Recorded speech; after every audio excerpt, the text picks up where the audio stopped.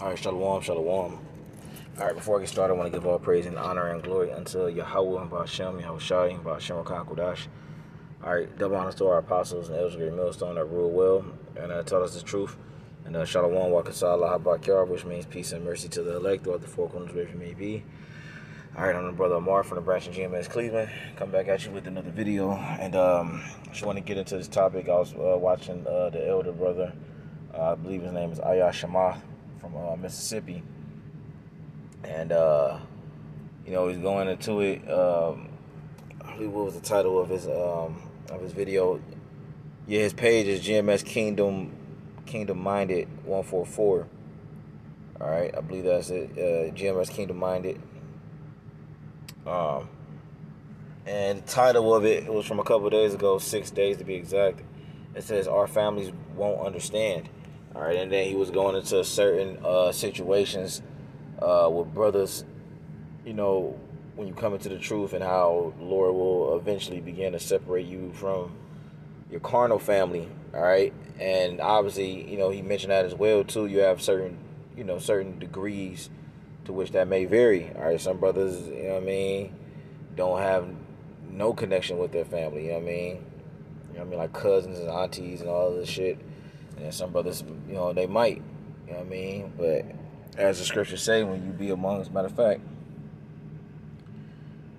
well, I ain't gonna get it, but it's in the Apocrypha. It says, "When I'll be amongst the discreet or indiscreet, observe the times." All right, because even when you spending that time with people that's not of the fold, all right, that's non-believers, all right, you gotta just you gotta be mindful, man. Like that, at the end of the day, man. Besides the carnal connection, these people don't believe, and that's really that's just what it is, man. All right, we can't sugarcoat it because it might hurt our feelings, or we might feel some way about it. It just is what it is, man. You know what I'm saying? So, let me get I'll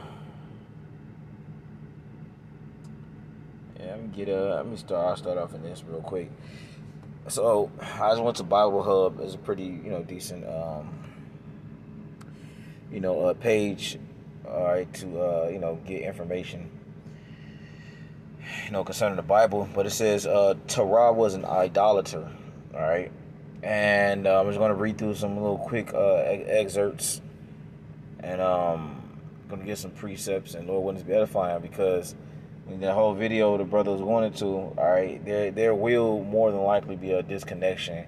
If you 100% believe in this truth, you're not going to feel like deeply connected to your loved ones like you once were, because the truth will begin to separate you, man. It's just how it is, man. It was a precept I was just about to get, Salakia. I don't know why I just had it, but man. Anyway, let me just go to it, man. Forgive me. Like I said, I just had it in my head. Let me see. Let me see if I can set it, man.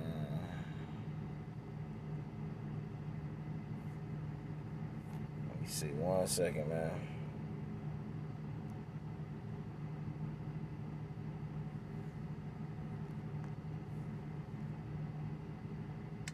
Yeah, well, this isn't the one, but I'll get this, man. This is Matthew 10 and 35. All right, and it reads. Let me see, hold on. Yeah, Matthew 10 and 35. It says, "For I am come to set a man at variance against his father, and the daughter against her mother, and the daughter-in-law against her mother-in-law." It says, "And a man's foe shall be they of his own household." All right, it says, right. So look, when you set something at variance, all right, it's matter of fact, I'll just get the word variance. All right, it says discord, disagreement, dissension, strife. All right, so when the Lord said He came to set a variance, it's going to say the definition and law, an alteration of something formerly laid. No, that's not it. It says a difference between or declaration and a writ. No, that's not it. Let me get just type in the regular definition. But one of the definitions was a disagreement, right? It was a disagreement, dissension, strife. All right, so this other one I was trying to look it up. Let's see. Well, yeah, I mean that's pretty much it, man. Just like it just says, a disagreement. So when the Lord brings you into the truth, man, a lot of it is going to be disagreements that you're going to be coming across with the so-called loved ones, with people that you grew up with, that you got memories with, childhood memories. You know what I'm saying? Cherishable things. You know what I mean? That you went through with these people, man. But that's all going to be in the past, man. All right, and the person that you are now is way different from the person that they knew. All right, they know that, you know that. All right, and you try to fake it, you know what I mean, but it just don't work. All right, or at some point you just, you know what I mean, but man, this is whack. This is bogus, man. Let me get the hell out of here, man. Amos 3:3. It says, "Can two walk together except they be agreed?" You know what I'm saying? Like come on, man. Like at the end of the day, if you don't agree with this person and they don't agree with you, man, like at the end of the day, why are we even together? You know what I'm saying? Why are we hanging out and why are we kicking it? Like, man, look, we believe in the scriptures, y'all niggas don't, man. That's at the end of the day. So it's like at the end of the day, we don't really got too much to talk about, man. Of course, you like I said, if you got a situation where things are cool and you know what I mean, they know what you believe in, and you know what I mean, there's not too much tension, you know what I mean, and things that just kind of flow, then, you know what I mean, then deal. But if it get to a point where, they scoffing the truth, and every time, you know what I mean, you come around or they come around, there's like, there's tension because of y'all beliefs, then it's like, you just got to separate yourself, man. You're going to have to love them from afar, and that is what it is, man. Anyway, let me get into this, man. All right, this is it says Terah was an idolater. It says topical encyclopedia. It says Terah, the father of the patriarch Abraham, is a significant figure in the biblical narrative. It says primarily mentioned in the genealogies and early accounts of Genesis, in which he first appears in the 11th chapter. It says his life, and it gives you that genealogy of where he descend from. It says his life and actions, particularly his association with idolatry, provide insight into the cultural and religious context from which Abraham emerged. And I'll bring this information up to say the reason why the Lord separates you, all right, from your carnal family, because what they're caught up in, their beliefs, you know what I mean, and what they won't let go. Same way how the Lord separated Abraham. All right, and of course, when you read, which I'm going to, Terah died in the 11th chapter when you go to the last verse, but then the next chapter, all right, it still tell you they separated Abraham from his kindred. You know what I'm saying? He pulled him away from that area, and a lot of it was due to what idolatry, and that area, all right, that they were in, all right, it was known, all right, for what the practices of idolatry in it. So anyway, it says biblical references and context. It says Terah is first introduced in Genesis 11:24-32, which I just stated. It says where his genealogy and family are detailed. It says he is the son of Nahor. It says the father of Abraham, which he named one of his sons after his father. It says later Abraham, Nahor. It says Nahor. It says in Haran, which those is his two brothers. All right, let me see. Well, yeah, I mean, that's like those are two, Nahor and Haran are the two brothers of Abraham, and obviously Abraham is the son of Nahor. So, I just wanted to correct that. So it says he is the son of Nahor and the father of Abraham. It says later Abraham, Nahor, and Haran. It says the father resided in Ur of the Chaldees. It says it's like the family resided in Ur of the Chaldees. It says a religion known as for its polytheistic practices and worship of various deities. You see that? And this is a known fact apparently, man. All right, so what do you think was taking place, man? All right, you know what I mean? Sacrifices, rituals, all the other stuff, man. That ties with these deities and these idols, man. All right, they require these sacrifices, and people, make up these, these stories, and you know what I mean, legends and folktale about these fake gods, because they're not real at the end of the day. It's just people give these things power by bringing them. They give them power by associating like days, events, sacrifices unto these gods, man. Anyway, it says the Bible does not explicitly state in Genesis that Terah was an idolater, but this understanding is derived from other scriptural references, and it says Jewish right there, but there's no such thing. It should say Israelite references in Israelite tradition. Joshua 24:2, which I'm about to get, provides a critical insight. Matter of fact, I'm going to just read it. It actually gives the quote right there, but I just want to pull it out.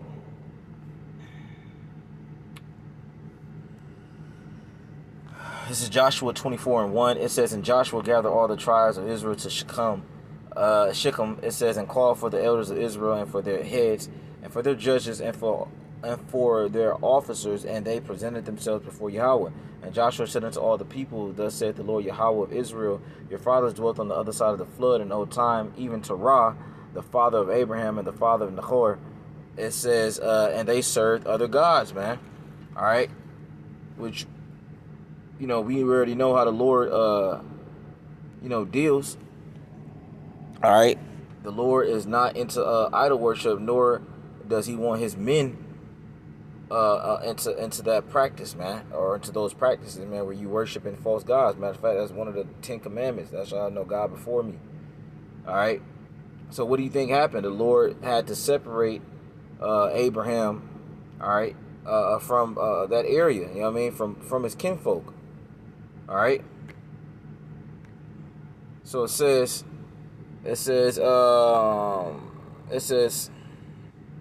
Joshua 24:2 provides a critical insight.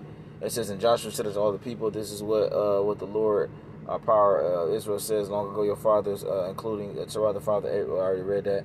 It says, this verse indicates that Terah was involved in the worship of other gods, a practice contrary to the monotheistic faith that Abraham would later embrace and propagate. You see that?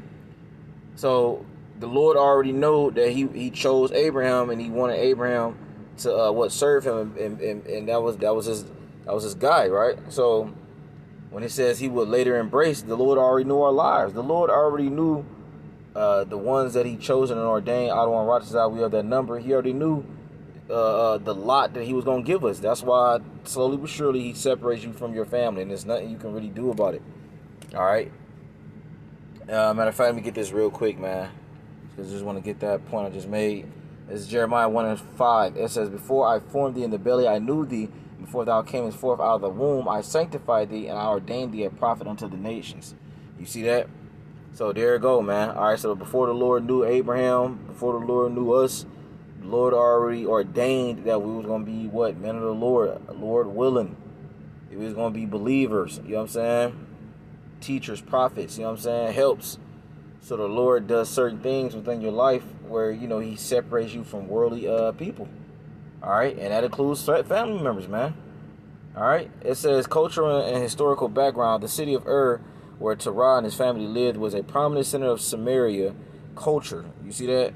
It says in religion, it was known for its ziggurats, all right, which that's the Tower of Babel. All right, and you go to that, when you go back to that Genesis 11th chapter, read it from the top. All right, and the 10th was also the 10th chapter as well, I want to say. Hold on. Yeah, mainly when you read,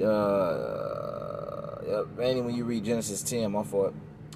Yeah, but you can also, read through 11 as well. Yep. Yeah, because it talks about Genesis 11:4. It says, and they said, go to, let us build us a city and a tower whose top may reach into heaven, and let us make a name. It says, lest we be scattered abroad upon the face of the whole earth, right? And that building that was building, and it says, let us build a city. It was going to those ziggurats, all right. Anyway, it says, It says it was known for its ziggurats and temples dedicated to various deities, including the moon god Nana, also known as Sin, and that's very informative right there, man. They had a moon god named Nana, all right, named Sin. That's crazy. All right, it says the prevalence of idol worship in Ur suggests that Terah, like many of his contemporaries, would have been influenced by the religious practices of his involvement. And see, this is the main reason why the Lord does that. The main reason why the Lord separates you from your carnal family is because they worship idols, man. They're into Christmas. They're into all these holidays that got nothing to do with the scriptures. Even though you tell them about it, they still refuse to stop celebrating it, man. And that right there is the definition of idol worship, man. You practicing these customs and these rituals, which a lot of these things go back to cultural, things that have no historical, biblical background, at least a part of our culture. You know what I mean? But our people still worship it, man. So they're idol worshippers, man. They're idol worshipers. So the Lord separates you, man. All right. I already read that in Genesis, the 10th chapter. Matthew, the 10th chapter, verse 35, which talks about I'm coming to set a man at variance. You know what I'm saying? Let me go back to that. Matter of fact, it says Matthew 10. Let me slow down. Matthew 10 and 37. He that loveth father or mother more than me is not worthy of me. And he that loveth son or daughter more than me is not worthy of me.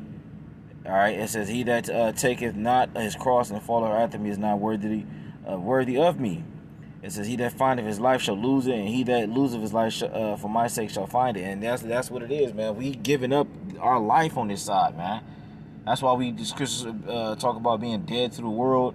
And the reason why your family members don't get or understand it is because, none of those things have to do with our culture. None of those things have to do with Yahweh Shem Shah and worshiping him, man. Actually, it's completely contrary, man. So, we lost our life to find it.